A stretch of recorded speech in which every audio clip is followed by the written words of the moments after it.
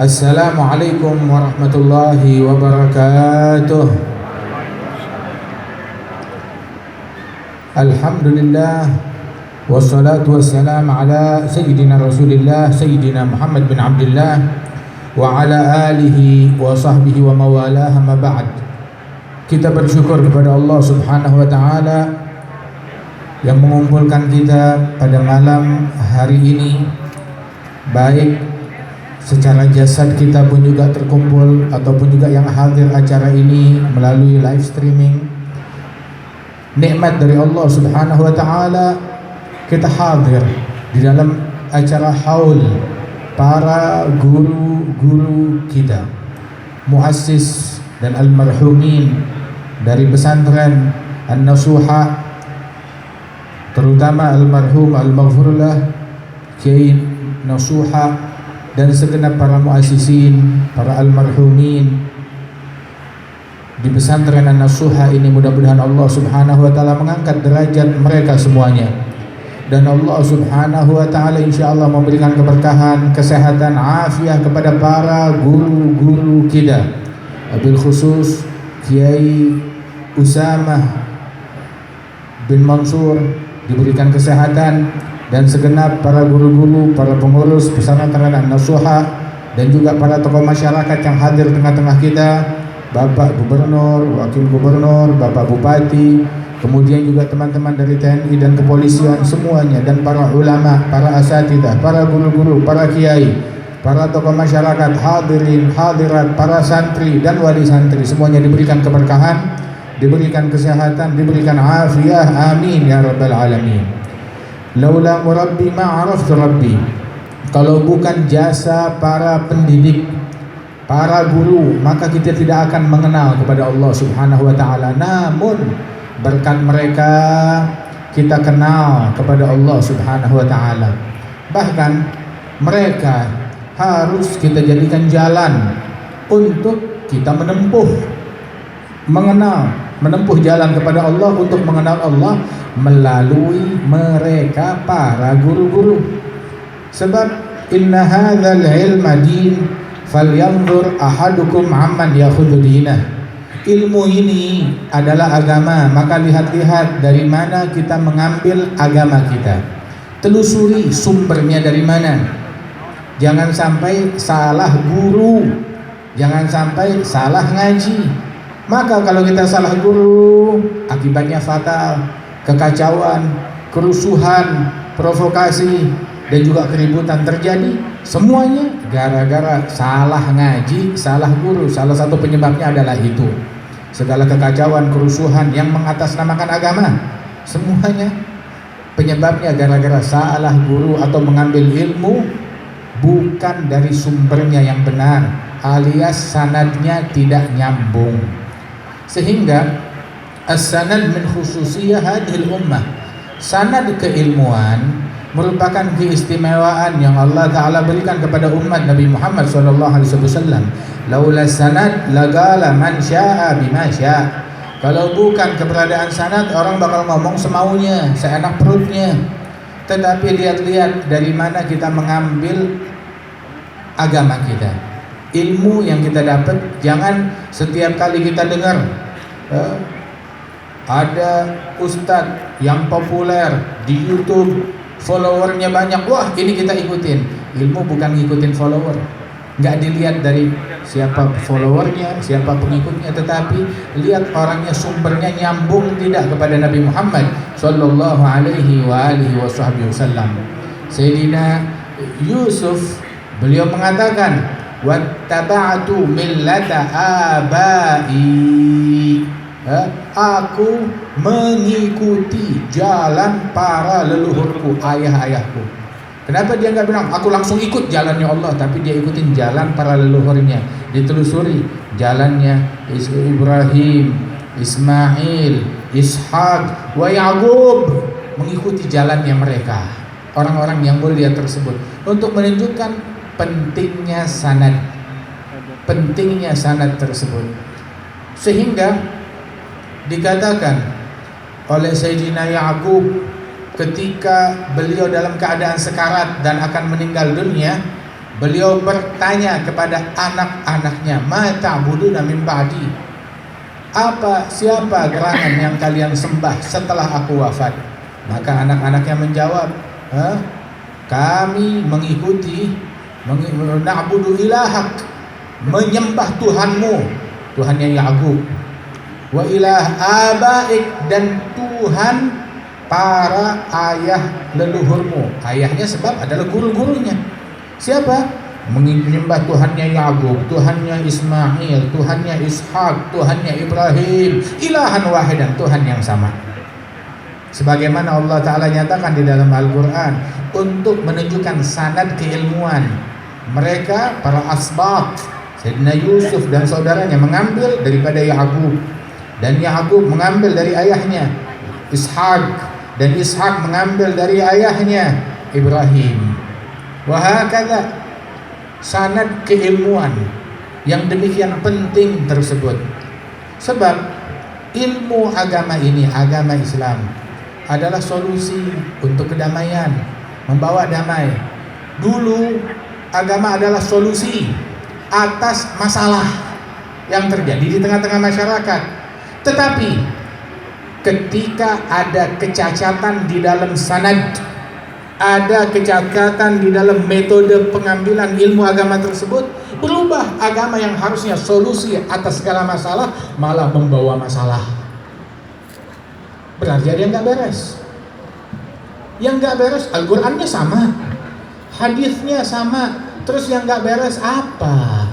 Pemahaman yang keliru daripada agama tersebut. Sebab sanad keilmuan, sanad fil nusus dalam nas-nas syariat, dan juga sanad fil faham, sanad di dalam pemahaman. Pemahamannya pun juga harus bersilsilah, nyambung ke atas. Sehingga kalau orang menafsirkan Quran semaunya, maka dia tersesat, dosa besar. Man takallama fil Quran bi ghairi ilmin falyatabawa maq'adahu minan nar. Man yatakallama fil Quran bi ra'yihi falyatabawa maq'adahu minan nar. Barang siapa yang berbicara menafsirkan Al-Quran semaunya, menurut pendapatnya, saya rasa, menurut saya, kalau nggak salah, itu maka ciri orang-orang yang salah. Bersiaplah untuk duduk di singgasana di dalam api neraka ketika dia menafsirkan Al-Quran semaunya. Tapi lihat sumbernya dari mana. Rasulullah sallallahu alaihi wasallam, beliau memerintahkan kepada para sahabat-sahabat beliau untuk menyambung lisannya Nabi Muhammad dengan sanad. Balighu anni walau ayat, bukan sekedar balighu, sampaikan, tetapi ada an Rasulillah, menyampaikan dengan sanad yang menyambung kepada Rasulullah sallallahu alaihi wasallam, ada an.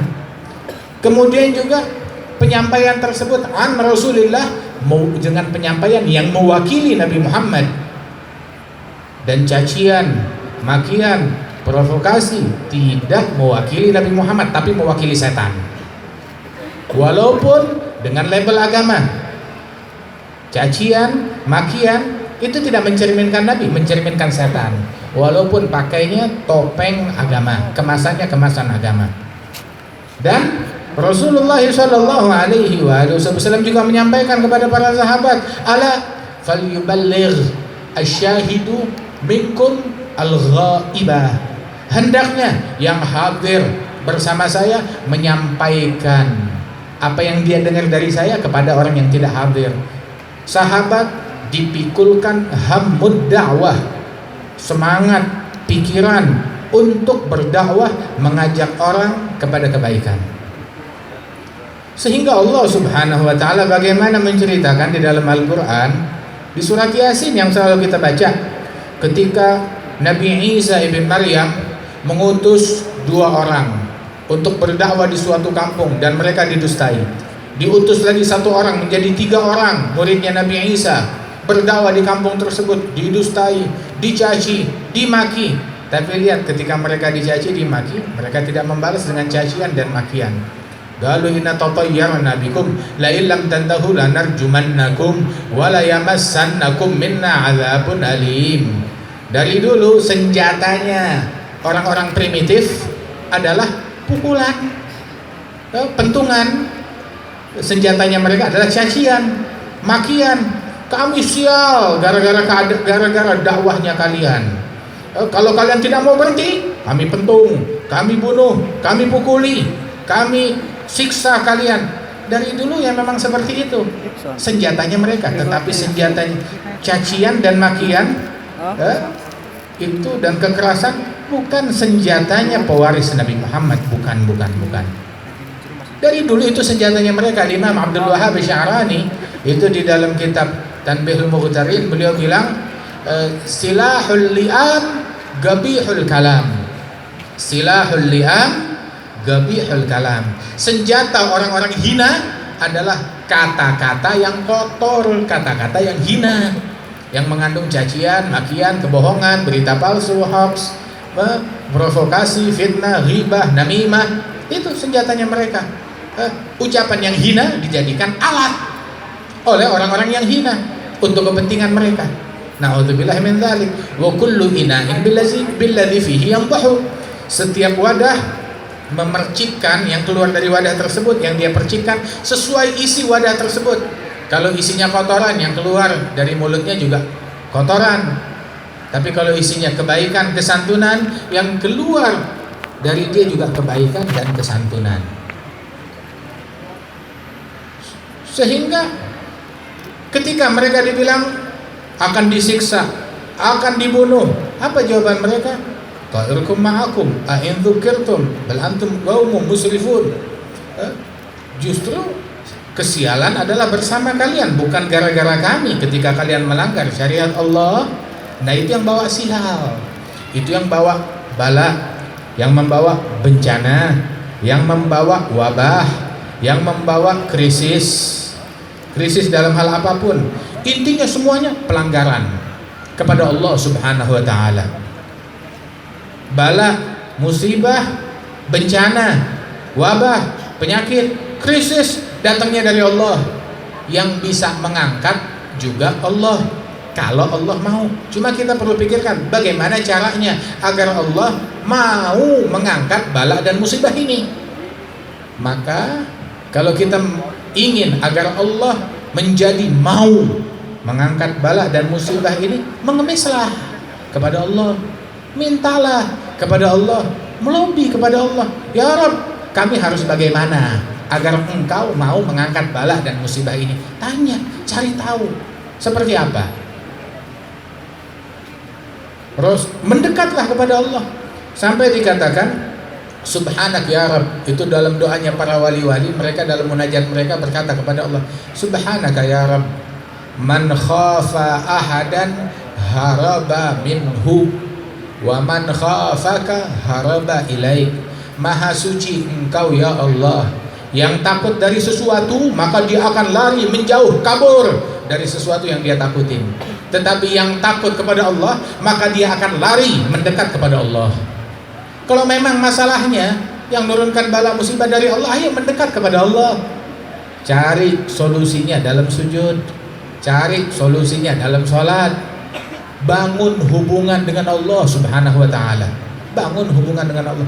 Dari dulu sumber bala, sumber musibah, sumber penyakit ketika seseorang meninggalkan Allah, maka dia ditinggal oleh Allah Subhanahu wa ta'ala.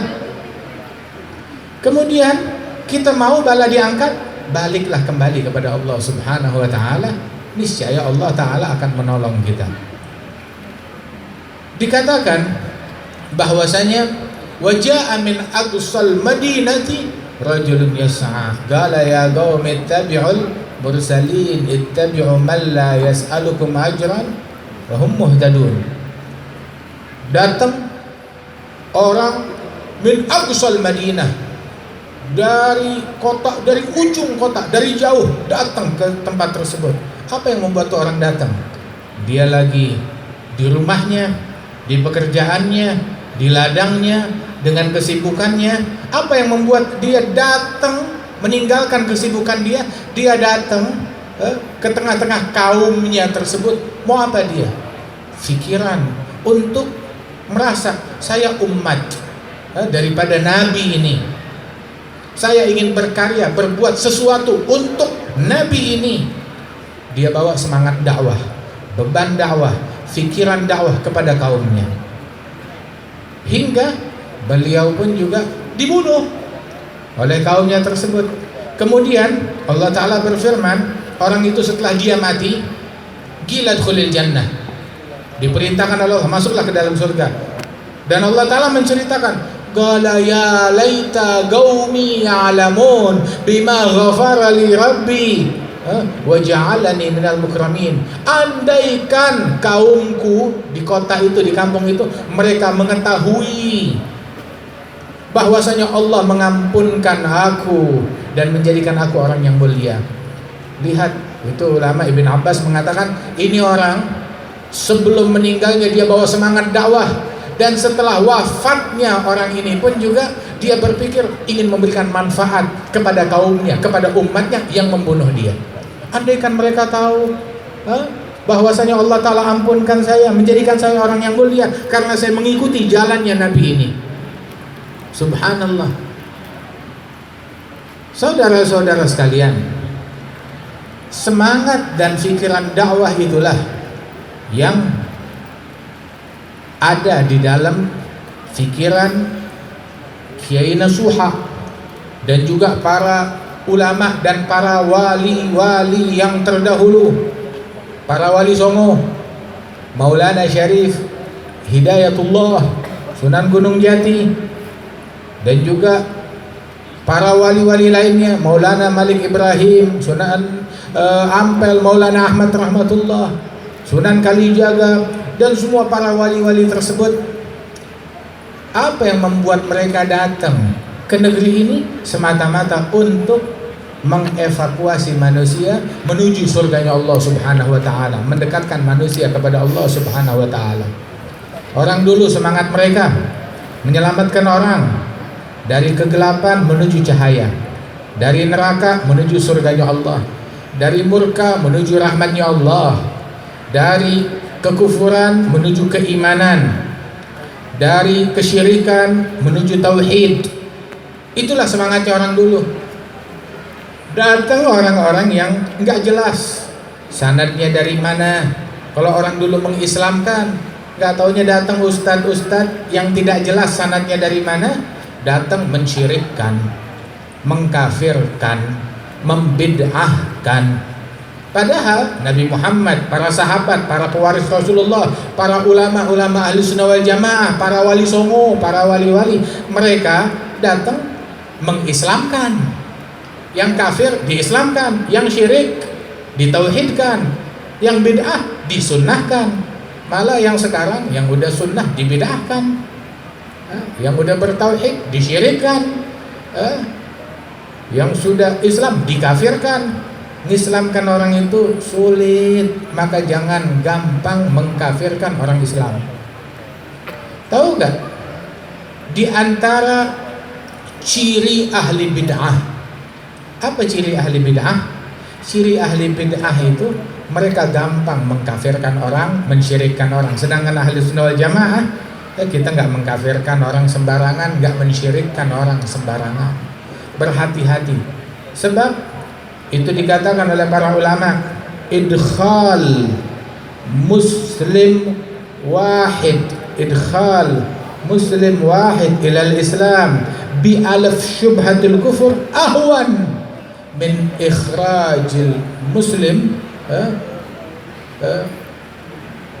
minal Islam ilal kufur. Itu dikatakan kamu masukkan idkhal alaf kafir ilal Islam bisyubha wahidah ahwan min ikhraj muslim wahid ilal kufur bi alaf syubhatil kufur.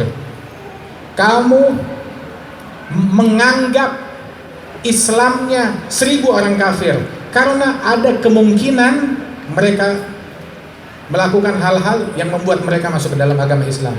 Jadi kamu anggap itu Islam, itu masih lebih ringan, masih lebih baik daripada menganggap satu muslim kamu hakimi dia ini kafir, Gara-gara ada 1000 alasan, kemungkinan 1000 kemungkinan. Kalau dia ini melakukan hal-hal yang membuat dia masuk ke dalam kekafiran, itu berat mengkafirkan orang lain. Rasulullah bilang di dalam Sahih Al-Bukhari bahwasanya sibabul muslim fusuk wa qitaluhu kufur. Mencaci satu orang muslim adalah kefasikan,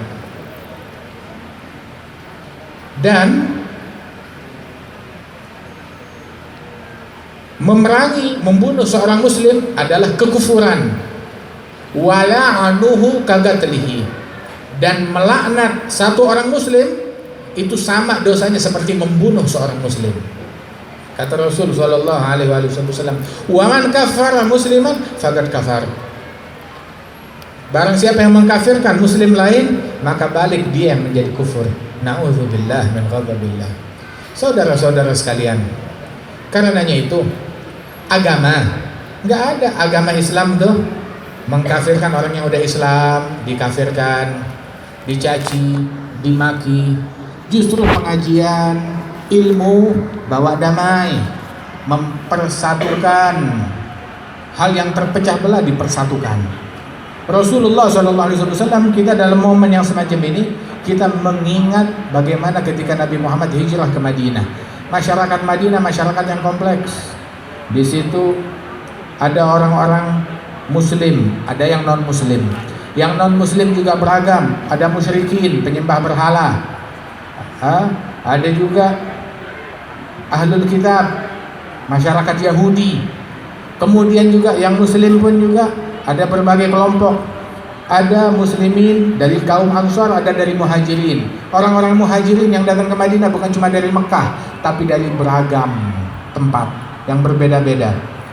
Dan orang-orang Ansar, muslimin yang ada di Madinah bukan dari suatu suku, dari banyak suku. Di antaranya 2 suku besar, Aus dan Khazraj, yang selama berpuluh-puluh tahun selalu berperang, berkelahi, selalu ribut, selalu dalam konflik, pembunuhan antara mereka satu sama lain, peperangan, dan tidak ada satu undang-undang pun, satu ajaran pun yang bisa mendamaikan mereka kecuali ajarannya Nabi Muhammad SAW.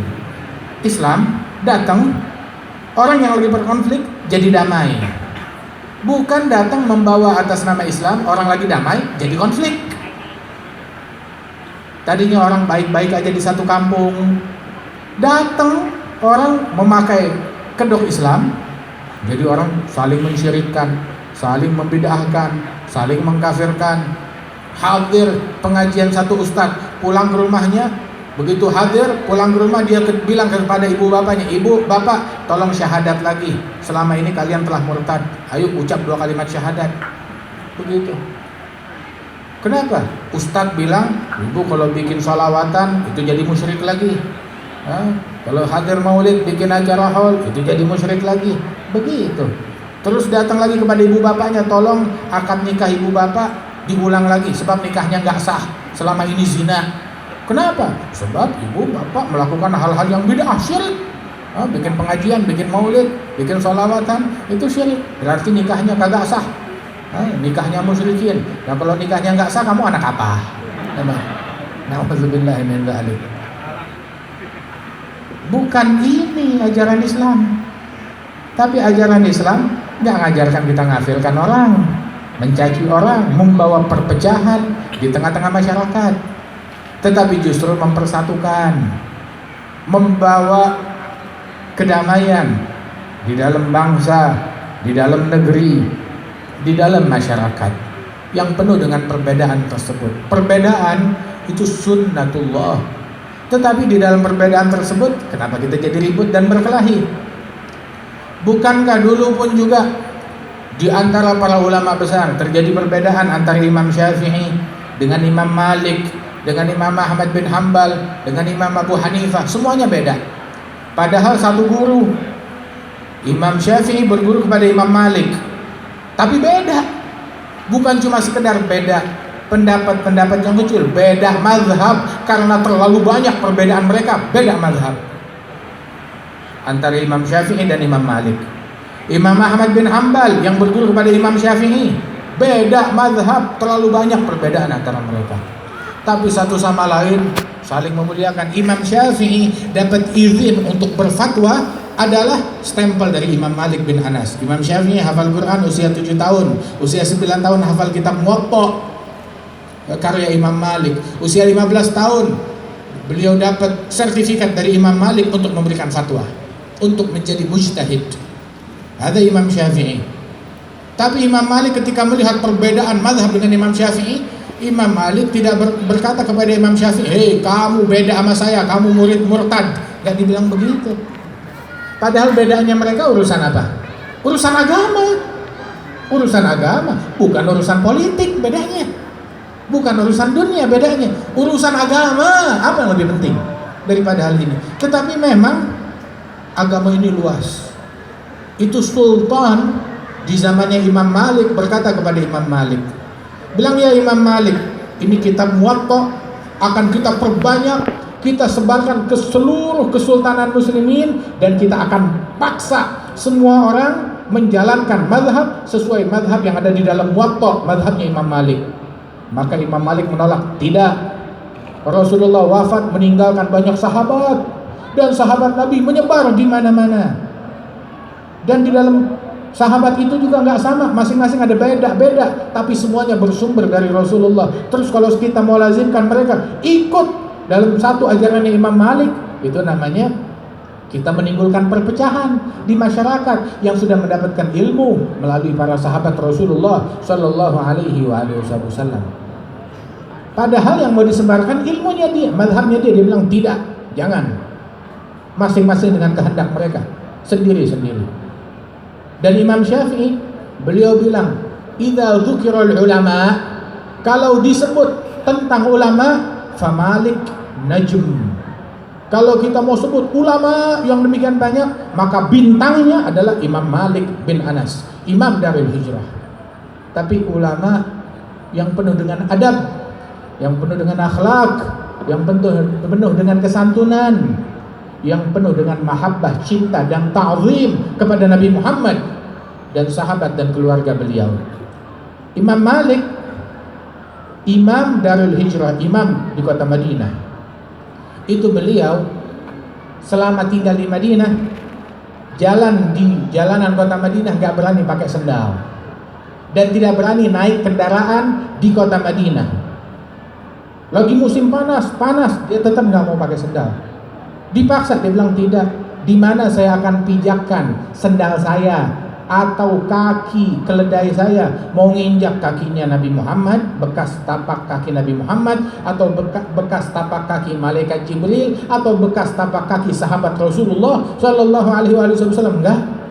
Dia nggak mau menginjak itu dengan sendalnya. Dia jalan dengan tanpa alas kaki di kota Madinah. Ta'zim, hormat kepada Rasul Shallallahu Alaihi Wasallam. Coba kalau ada ustadz gadungan zaman sekarang, itu mengkultuskan Nabi Muhammad. Dibilangnya begitu. Ada Imam Malik, dia tidak berjalan dengan sendal, dengan alas kakinya ataupun dengan kendaraannya di kota Madinah. Bahkan beliau tidak buang air di kota Madinah. Kalau dia mau buang hajat, dia pergi keluar kota Madinah. Dia nggak mau menodai kota Madinah. Sampai sedemikian rupa ta'zimnya kepada Rasulullah Shallallahu Alaihi Wasallam. Saat beliau mengajar, ketika dia mengajarkan, haddatsani Nafi' an Abdullah bin Umar an sahib hadzal qabr, an sahib hadzal dharih Rasulullah Shallallahu Alaihi Wasallam. Saya mendapatkan hadis, mendengar dari Nafi', gurunya, dari Abdullah bin Umar bin Al-Khattab. Dari siapa? Dari Rasulullah. Nih orang yang depan saya nih lagi dimakamkan, Nabi Muhammad. Dia ngajar di Madinah. Dia tahu gak? Beliau kalau mengajar dengan pakaian yang bersih, dengan parfum yang wangi, dengan pakaian yang sempurna, dengan sesuai sunnahnya Rasulullah, duduk yang khusyuk, gak bergerak, baru dia sampaikan, haddatsani Nafi' an Abdullah bin Umar an sahib hadzal dharih Muhammad sallallahu alaihi wasallam. Begitu. Sekali tatkala dia sedang menyampaikan hadis, tahu-tahu muridnya melihat wajahnya Imam Malik pucat, merah, pucat lagi, seperti menahan sakit, tapi tetap lanjut dalam hadisnya. Sudah selesai menyampaikan hadis, keluar, bangun dari bangkit dari majelis tersebut. Muridnya menghampiri imam, kenapa engkau sakit? Bilang, tidak, cepat, lihat di bagian belakang saya, dibuka baju belakangnya itu, ternyata di situ ada kalajengking. Ada kalajengking yang mematuk beliau. Didapati ada 16 atau 17 patukan kalajengking. Bilang, ya imam, kenapa kamu nggak bilang kepada kita sejak awal datangnya kalajengking tersebut, sejak patukan pertama? Dia bilang, saya nggak berani memutus hadisnya Rasulullah, cuma gara-gara kalajengking. Mati, jangan saya mutus hadisnya Nabi Muhammad Sallallahu Alaihi Wasallam. Demikian hormat kepada Rasulullah Sallallahu Alaihi Wasallam. Ilmu yang semacam ini, yang manfaat, yang luar biasa, yang berkah, ilmu yang diiringi dengan ta'zim, dengan mahabbah, dengan adab, dengan kesantunan di dalam budi pekerti. Radhiyallahu anhum wa ardahum. Hadza Imam Malik bin Anas. Datang rombongan ahli ilmu dari kota Basrah, dari Irak, datang kepada Imam Malik. Mereka mengajukan ada sekitar 30 atau 50 masalah. Saya mau tanya, mau minta fatwa. Ada 40 atau 50 masalah disampaikan, dibacakan satu persatu. Setiap kali satu pertanyaan, Imam Malik bilang, wallahu a'lam, saya nggak tahu. Wallahu a'lam, saya nggak tahu. Pertanyaan, wallahu a'lam, saya nggak tahu. Dari 50 pertanyaan, yang dijawab cuma 18 yang dijawab. Sampai itu bilang, kamu orang yang paling alim. Guru-guru kami bilang, kamu adalah orang yang paling alim di zaman ini. Kami datang dari jauh mau nanya hal ini, kamu bilang wallahu alam, wallahu alam, wallahu alam. Bilang, ya saya tidak malu untuk mengucap sesuatu wallahu alam untuk hal-hal yang saya nggak ketahui. Yang saya nggak tahu, saya bilang nggak tahu, saya nggak mau sok tahu. Bilang, tapi kami datang dari jauh. Ditanya, dari mana? Dari Basrah. Di Basrah masjid apa yang menaranya paling tinggi? Oh, ada masjid ini menaranya paling tinggi. Nah, saat kamu pulang ke Basrah, nanti kamu panjat naik ke menara masjid tersebut, ya, dan kamu kumandangkan dengan keras, Malik bin Anas adalah orang yang paling bodoh. Biar orang-orang tahu, nggak masalah. Tapi saya nggak berani berfatwa sembarangan, kata Imam Malik bin Anas. Sampai dikatakan oleh beliau dan beberapa ulama bahwasanya, saya heran, Al-Hasanul Basri pun juga mengatakan, saya heran bahwasanya salah seorang kalian ulama di antara kita, banyak orang ulama di antara kita yang ketika ditanya, dia lagi jalan di jalanan, tahu-tahu ada orang menyetop dia, tunggu, saya mau tanya fatwa, langsung spontan dijawab saat itu juga. Kalau pertanyaan yang sama diajukan kepada Umar ibnul Khattab, maka Umar ibnul Khattab akan mengumpulkan majelis syura beliau untuk mengkaji bahthul masail atas satu pertanyaan itu. Tapi ini orang dengan ringannya langsung menjawab saja. Itu setiap orang, sampai ulama bilang, setiap orang yang ketika ditanya masalah ilmu langsung spontan dia jawab, ini orang gila. Itu orang gila yang tidak waras. Imam Syafi'i bilang, ajra'ukum lil futya ajra'ukum 'alan nar. Yang paling nekat dalam berfatwa, apa aja mau dia fatwakan, apa aja mau dijawab, itu adalah yang paling nekat untuk masuk ke dalam api neraka. Sebab pertanggungjawaban. Dan sahabat Rasulullah semuanya ulama. Tetapi yang berfatwa di antara mereka bisa dihitung dengan jari 7-8 orang. Dan itu pun ketika mereka para sahabat diajukan pertanyaan, senior sahabat, dia oper. Ini yang mufti ini, yang sahabat yang sering berfatwa, ketika diajukan pertanyaan, dia oper di Madinah. Kamu tanya kepada sahabat yang lain, mufti yang lain dari sahabat. Kemudian itu sahabat ditanya begitu, kamu tanya kepada yang lain, kepada fulan, ditunjuk sahabat yang lain, dioper sampai kembali kepada orang yang pertama. Semuanya berupaya menghindar dari tanggung jawab fatwa tersebut. Radhiyallahu anhum wa ardahum. Walidzalik, mereka para sahabat Rasul sallallahu alaihi wasallam adalah para ulama, tapi keberhati-hatian mereka, wara' mereka di dalam fatwa sedemikian rupa. Enggak tiap orang nanya dijawab spontan. Bawa sini kertas, langsung dijawab, langsung difatwakan. Udah gitu dalam fatwanya enggak ragu. Syafi'i salah, Malik salah, Ahmad bin Hambal keliru, Abu Hanifah salah. Jangan ikutin Syafi'i, Maliki, Hambali, ikut madhab Quran hadis. Maaf, kamu terima Quran langsung. Ketemu malaikat Jibril, ketemu Allah, udah terima Quran langsung. Jangan khawatir, kamu bakal ketemu Israel. Dia nggak terima Quran langsung. Atau kamu jumpa langsung dengan Nabi Muhammad, terima langsung dari Nabi Muhammad, dia nggak ketemu dengan Nabi Muhammad. Bilang jangan ikutin ulama, tapi ikutin Quran hadis. Nah, kamu tahu hadis dari siapa kalau bukan dari para ulama? Yang ngajarin kamu Quran siapa kalau bukan para ulama? Madhab Syafi'i artinya pemahaman Imam Syafi'i dari Quran dan hadis. Madhab Maliki pemahaman Malik bin Anas dari Quran dan hadis. Madhab Hanafi pemahaman Nu'man dari Quran dan hadis Abu Hanifah. Madhab Hambali pemahaman Ahmad bin Hambal dari Quran dan hadis. Kalau kamu bilang jangan ikutin madhabnya Maliki, madhab Syafi'i, madhab Hambali, madhab Hanafi, ikutin langsung madhab Quran hadis, maknanya ikutin pemahaman saya, madhab saya dari Quran dan hadis. Kita membela, kita ikut kepada pemahamannya Syafi'i 1000 kali daripada pemahaman orang yang gak jelas asal usulnya. Jadi yang bilang ikutin madhab Quran hadis, ada kalimatu haqqin urida bihal batil, kalimat yang hak yang ditujukan dengan tujuan yang batil. Na'udzubillah min dzalik. Karenanya, wahai para ahlul ilm dan keturunan ahlul ilm, masya Allah, ini pesantren ini bertahun-tahun di dalam keilmuan, baitul ilm, ini rumahnya ilmu, ini markaznya ilmu, ini sumbernya ilmu, yang mana para guru-guru kita, para kiai-kiai kita, ilmunya mereka itu nyebar kemana-mana, hingga menyebar pesantren mereka di mana-mana. Ribuan orang mengambil manfaat. Habbah idza barakal maula tulaqi hubub, sebutir benih apabila diberkati oleh Allah Subhanahu wa taala menimbulkan, melahirkan, menumbuhkan ribuan butir dari satu keberkahan tersebut.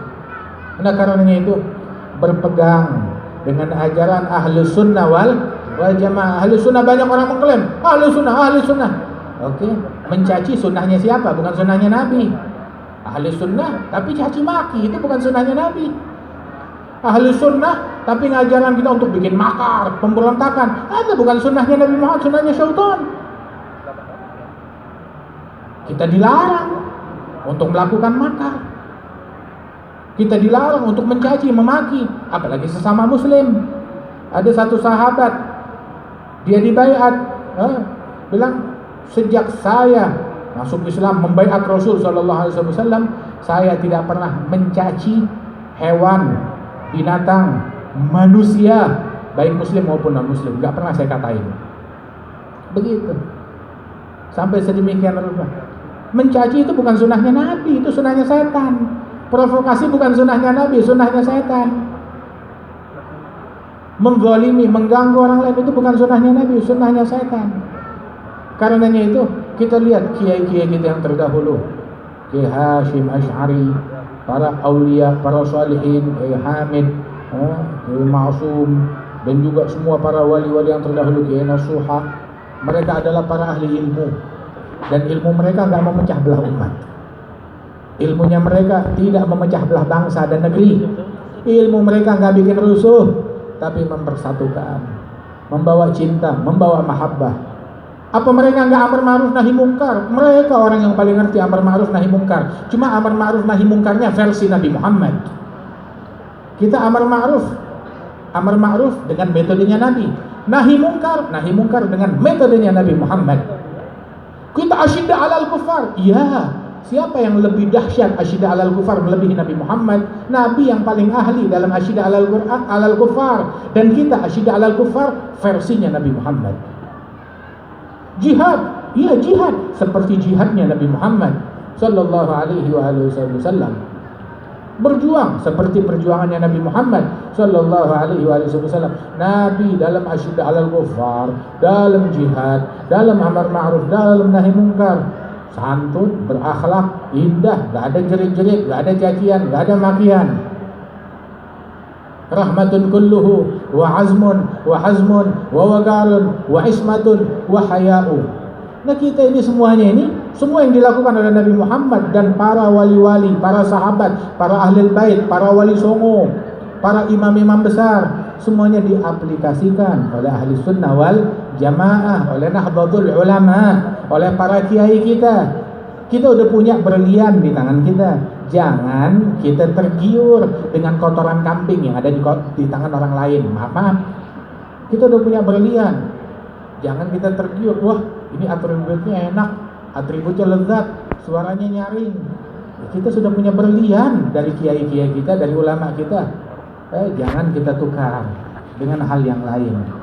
Itu Al-Habib Ali bin Hasan Al-Abbas yang hidup sekitar 300-400 tahun yang lalu. Beliau mengatakan, man jimaluh ma'hu ilal ghair murjil. Barang siapa yang dia punya onta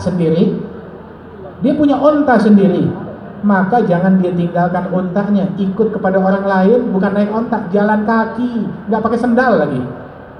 Ini orang bodoh yang kayak begini. Kita sekarang punya kiai sendiri, punya ulama sendiri yang jelas sanad asal usul yang ikut Nabi Muhammad. Ambil ilmunya mereka, ambil metodenya mereka. Ya ma'adbahal jahal liman yantasib berijal.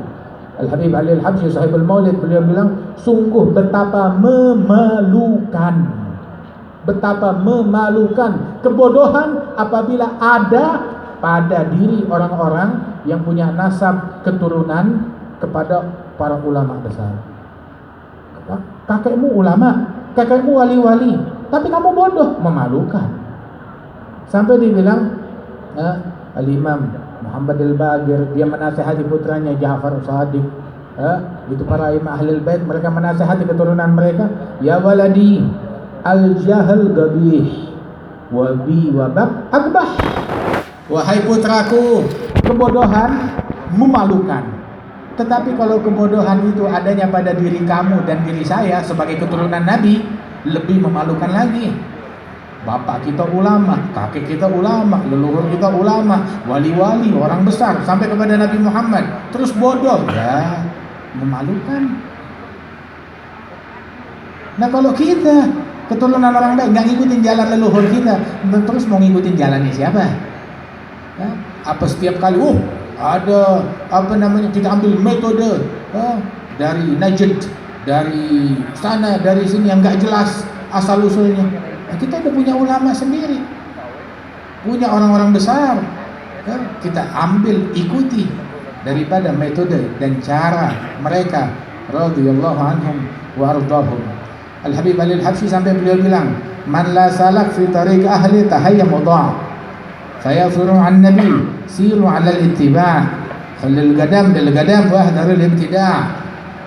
Barang siapa yang enggak menempuh jalan leluhurnya, dia punya leluhur orang soleh, ulama, tapi dia enggak tempuh jalannya mereka, dia bakalan bingung dan tersesat. Keturunannya Nabi, pecinta mereka, berjalanlah mengikuti jalannya mereka, mengikuti jalan leluhur kalian. Khalil gadam bil gadam, langkah kita sesuaikan, ngikut dengan langkahnya mereka. Jangan menyimpang sejengkal pun dari langkah mereka. Di mana mereka menapak, letakkan telapak kaki kita di situ, ikut. Ihdarul ibtida', hindarkan dengan hal-hal yang bid'ah, tergiur dengan ajaran ini, aliran ini, metode ini. Nah, jangan ikut yang nggak jelas. Ikutin apa yang sudah jelas. Terus tetap kaku kita? Enggak tetap kaku. Silahkan pakai semua kemajuan yang ada, aplikasikan itu semuanya sesuai dengan ajaran para salaf kita. Tahu gak? Itu di Kota Tarim, di negerinya Wali Songo sana, yang mana Wali Songo ini semuanya itu adalah keturunan dari Al-Imam Abdul Malik bin Alwi Amal Faqih. Alwi Amal Faqih dikuburnya di Kota Tarim. Abdul Malik dengan Faqih Muqaddam adalah sepupu. Al-Faqih Muqaddam Muhammad bin Ali. Ali dan Alwi adalah adik kakak. Abdul Malik bin Alwi Amal Faqih bin Muhammad Sahib Murbat yang dikubur di Murbat di Oman. Bin Ali bin Alwi bin Ali bin Muhammad Maula Som'ah bin Ali Khala Agasan bin Muhammad Sahib Murbat bin Ali bin Alwi bin Muhammad Maula Som'ah bin Alwi bin Ubaidillah bin Ahmad Al-Muhajir bin Isa bin Muhammad Al-Nagib bin Ali Al-Raidhi bin Ja'far Sadiq bin Muhammad Al-Bakir bin Ali Zain Al-Abidin Ibn Al-Husain bin Ali bin Abi Talib wa ibn Fatimah Az-Zahra binti Nabi Muhammad sallallahu alaihi wasallam. Itu silsilahnya Wali Songo, nyambung sampai kepada Nabi Muhammad sallallahu alaihi wasallam. Ikutin mereka yang sudah jelas asal usulnya dan keilmuan mereka. Dalam keilmuan mereka kita lihat terbukti dakwahnya mereka ini di Indonesia sukses, nggak bikin rusuh di Indonesia ini. Kalau dibilang bahwasanya Islam bikin masalah di Indonesia, baru kapan? Islam masuk di suatu negeri bawa masalah baru kapan? 10-20 tahun terakhir, nggak lebih dari 30 tahun terakhir. Sebelumnya nggak jadi masalah. Masuknya Islam ke Indonesia ini dengan damai, dengan kebaikan, dengan keberkahan, hingga sekarang membuahkan lebih dari 200 juta muslim berkat dakwahnya mereka, berkat kesantunan dan akhlaknya mereka. Untung masyarakat Indonesia kenal Islam dari para wali songo dan dari orang-orang ulama yang sebelum mereka, hingga orang tertarik kepada Islam. Kalau masyarakat ini kenalnya dari kita ataupun dari ustadz-ustadz zaman sekarang, belum tentu mereka tertarik kepada agama Islam. Gak bakal seperti ini. Itu ada beberapa ulama dari sahabat-sahabat kita, dia bilang, saya kalau melihat da'i pendakwah yang dalam dakwahnya arogan, cacian, makian, kekerasan, saya langsung bersyukur, alhamdulillah saya kenal Islam gak dari orang ini. Kalau saya kenal Islam dari orang ini, saya nggak tertarik sama Islam. Tapi saya kenal Islam dari guru-guru yang jelas, yang mengajarkan akhlakul karimah, yang mengajarkan kedamaian, yang mengajarkan adab kepada anjing, apalagi kepada manusia. Mengajarkan adab kepada anjing. Ada Abu Hanifah atau beberapa imam mazhab lainnya, jalan, ketika dia jalan di satu jalanan, disambut di Arab, tahu-tahu di jalanan tersebut ada seekor anjing. Itu para jamaahnya mau ngusir anjing yang kotor tersebut, mau diusir. Itu imam bilang, jangan diganggu, jangan diusir. Anjing itu dan saya punya hak yang sama untuk jalan di jalan ini. Saya nggak punya hak ngusir dia, jangan ganggu tuh anjing. Lihat Sayyidina Uwais Al-Qarni, ketika dia lagi cari makanan di gundukan sampah, dia cari makanan yang bersih untuk dia makan. Di ujung gundukan sampah yang lain ada seekor anjing juga. Itu anjing menggonggong dia. Maka Uwais Al-Qarni bilang, antakul mimma yalik wa anaka akul mimma yalini. Wahai anjing, kamu makan bagiannya kamu yang dekat sama kamu, sisi kamu itu punya kamu. Sisi saya makan yang sini. Saya nggak bakal masuk ke situ mengganggu kamu atau ngusir kamu dengan dalih kamu lebih hina dari saya lebih mulia dari kamu. Tidak. Kemuliaan bukan sekarang. Kemuliaan baru ketahuan nanti kalau kita sudah di akhirat. Kalau saya berhasil lolos melewati sirat, jembatan di atas neraka jahanam, saya lolos berhasil masuk surga, saya lebih mulia dari engkau wahai anjing. Kalau saya gagal, kamu lebih mulia dari saya. Lihat adabnya kepada anjing. Belajar dari siapa? Adab dari siapa? Nabi Muhammad yang ajarkan. Nabi waktu Fatah Makkah, setelah hijrah dalam keadaan terusir dan akan dibunuh, balik ke Mekah dengan tentara, dengan pasukan.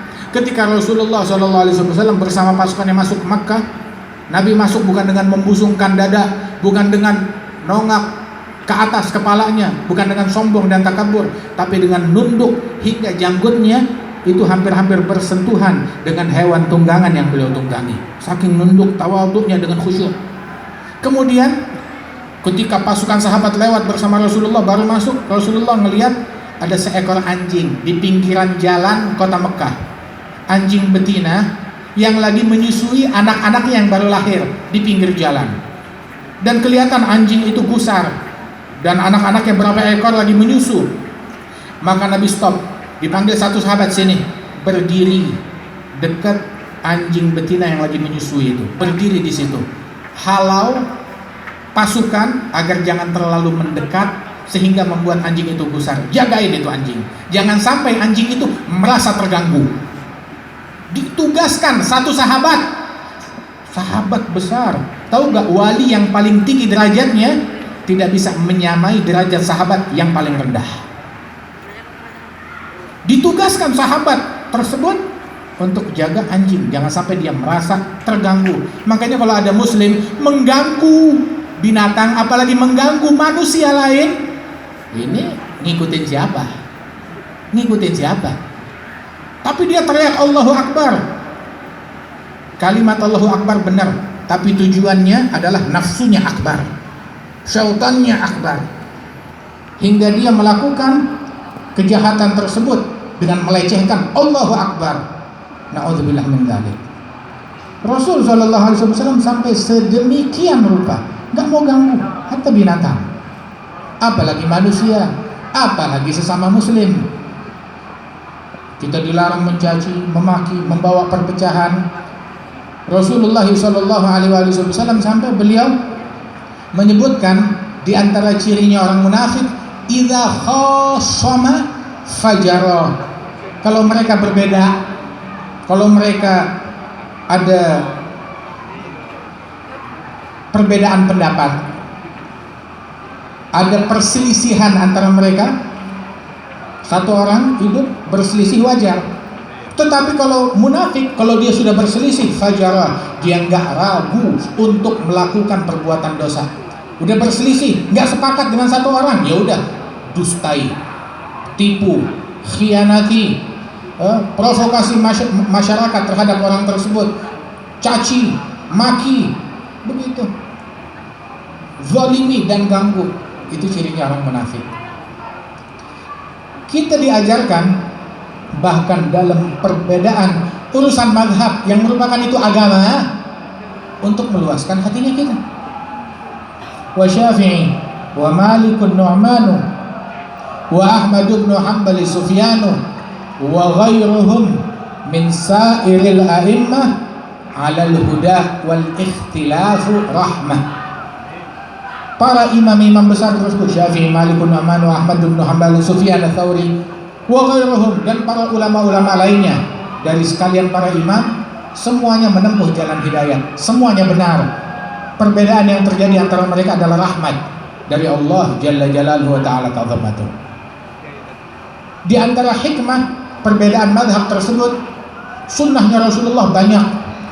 Dengan adanya banyak mazhab yang berbeda-beda, semua sunnah diaplikasikan oleh semua masyarakat.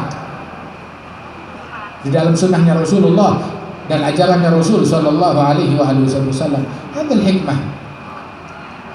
Apabila kita diajarkan untuk melapangkan, meluaskan hati dalam hal tersebut, bahkan dalam mazhab Syafi'i ada berapa banyak pendapat. Imam Syafi'i sendiri ada mazhab beliau ada mazhab qadim, ada mazhab jadid. Mazhab qadim sebelum hijrahnya beliau ke Mesir, mazhab jadid setelah beliau pindah ke Mesir, dan beliau rubah mazhabnya beliau, sehingga kita sekarang ini dari ulama Syafi'iyah, kita memuktamadkan dari pendapat mazhab Syafi'i yang qadim ada sekitar 17 atau 18 permasalahan. Yang mu'tamad indana lebih mengutamakan mazhab yang qadim, lainnya mazhab jadid lebih rajih daripada yang lain, kecuali 18 masalah ini. Dari murid-muridnya Imam Syafi'i ada perbedaan satu sama lain, tapi semuanya saling menghargai. Dan di antara murid Imam Syafi'i yang paling beda, Ahmad bin Hanbal, Buaiti dan lain-lainnya, semuanya terjadi perbedaan.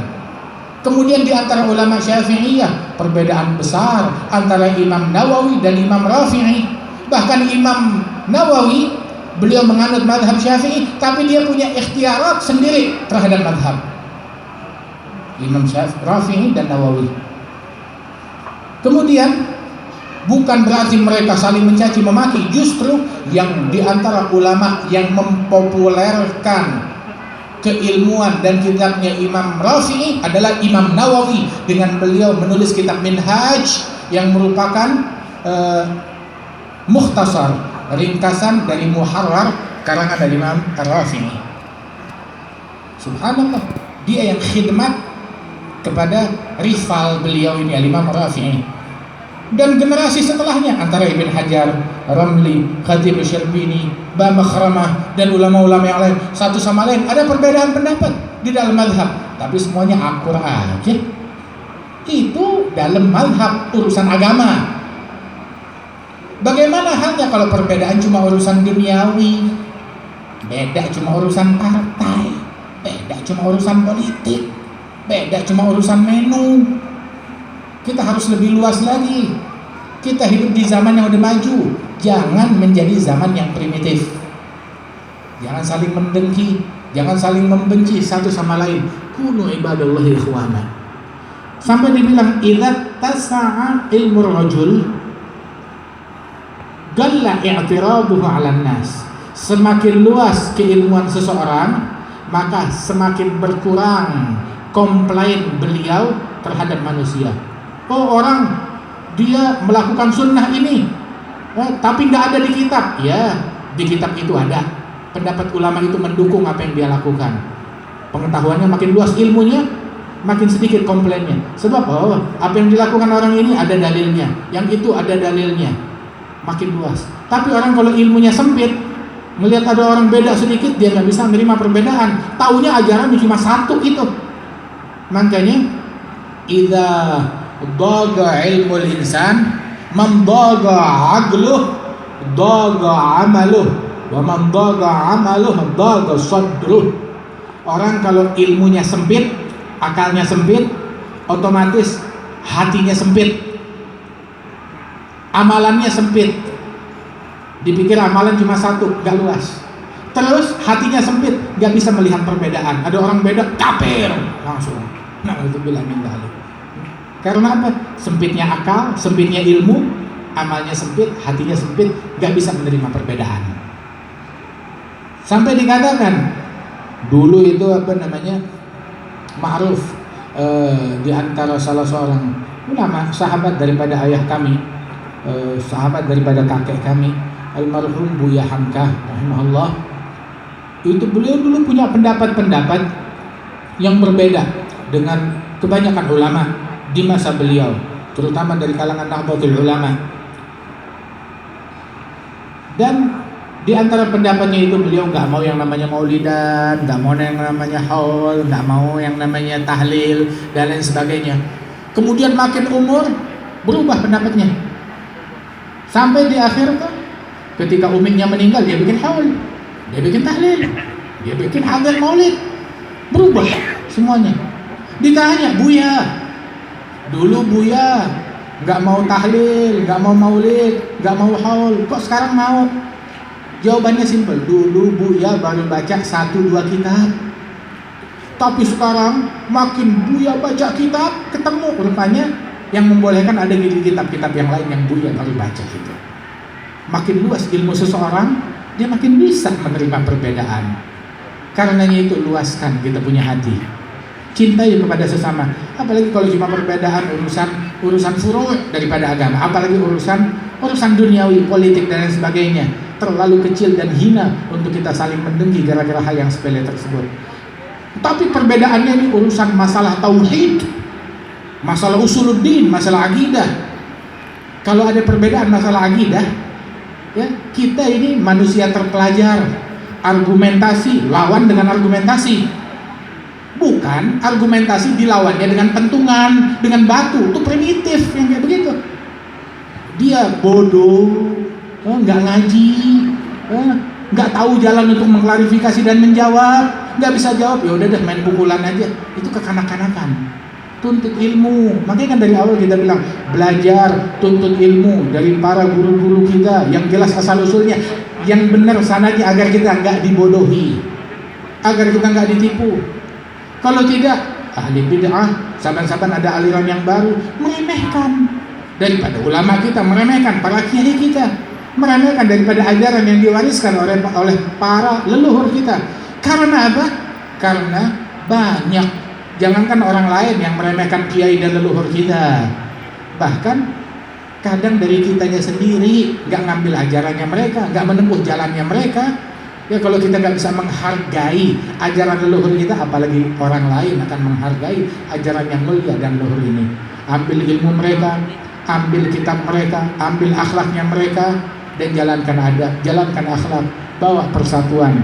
Nah, mudah-mudahan Allah Subhanahu wa taala berikan pertolongan bagi umat ini, dijauhkan kita insyaallah dari bala, dijauhkan dari musibah, dan cepat diangkat segala pandemi, segala wabah, segala corona diangkat oleh Allah Subhanahu wa taala, dan Allah Subhanahu wa taala insyaallah kembali makmurkan majlis taklim kita, pesantren kita kembali dimakmurkan oleh Allah Subhanahu wa taala, masjid kita dimakmurkan oleh Allah Subhanahu wa taala, dengan kita dijauhkan dari bala dan dari penyakit. Dan Jawa Barat insyaallah bil khusus Kabupaten Cirebon makin makmur, makin berkah dan dijaga oleh Allah Subhanahu wa taala.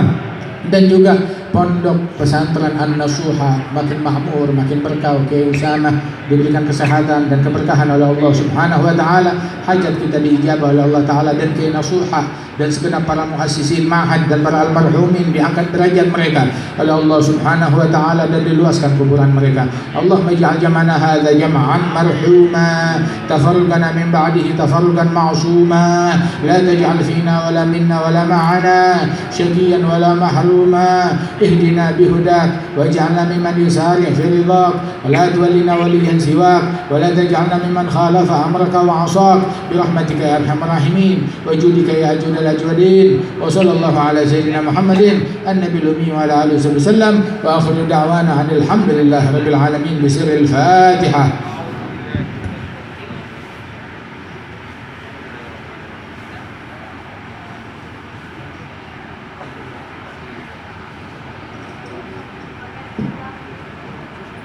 ربنا تقبل منا انك انت السميع العليم، تب علينا انك انت التواب الرحيم، تقبل دعوات، عجل بالاجابات، وفقنا للاعمال بالغة الصالحات، وارزقنا حسن الخاتمة عند الممات بجاه سيد السادات والقادة القادات برحمتك يا ارحم الراحمين.